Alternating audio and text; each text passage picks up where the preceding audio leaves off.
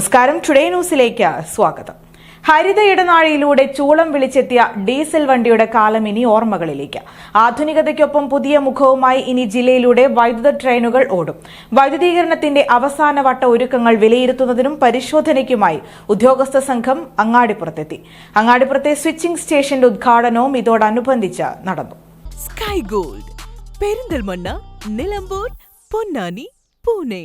ഹരിത ഇടനാഴിയിലൂടെ ചൂളം വിളിച്ചെത്തുന്ന ഡീസൽ തീവണ്ടികൾ കാലയവനികയ്ക്കുള്ളിൽ മായുകയാണ്. നിലമ്പൂർ ഷൊർണൂർ റൂട്ടിലും ഇനി ആധുനികതയ്ക്കൊപ്പം നിൽക്കുന്ന ഇലക്ട്രിക്കൽ ട്രെയിനുകൾ ഓടിത്തുടങ്ങും. Southern Railway principal chief electrical engineer AK സിദ്ധാർത്ഥയുടെ നേതൃത്വത്തിലുള്ള ഉദ്യോഗസ്ഥ സംഘം ഷൊർണൂർ നിലമ്പൂർ റൂട്ടിൽ പരിശോധന നടത്തുകയും 25 kV AC വൈദ്യുതി കടത്തിവിട്ട സ്പീഡ് ട്രയൽ നടത്തുകയും ചെയ്തു. 3 മാസത്തിനുള്ളിൽ സാധാരണ നിലയിൽ ഇലക്ട്രിക് ട്രെയിനുകൾ സർവീസ് നടത്തുമെന്നും ഉദ്യോഗസ്ഥ വൃന്ദങ്ങൾ അറിയിച്ചു.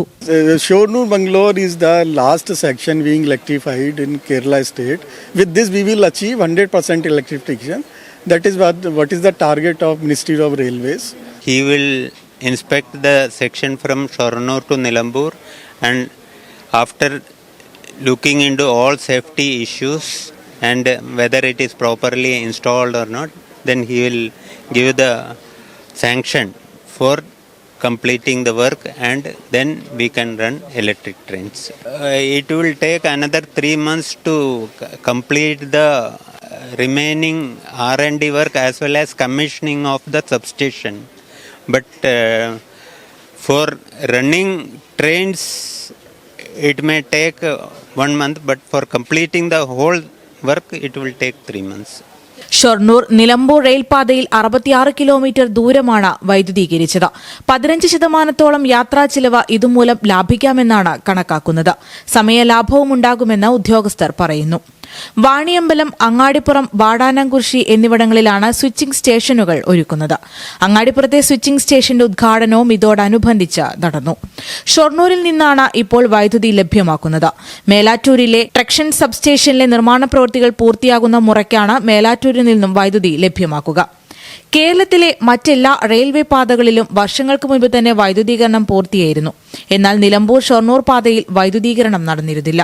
പദ്ധതി യാഥാർത്ഥ്യത്തിലേക്ക് എത്തിയതോടെ വലിയ പ്രതീക്ഷയിലാണ് ഇതുവഴിയുള്ള യാത്രക്കാരും. പാസഞ്ചേഴ്സ് അസോസിയേഷൻ പ്രതിനിധി ഷിജു സാമുവൽ പറയുന്നു.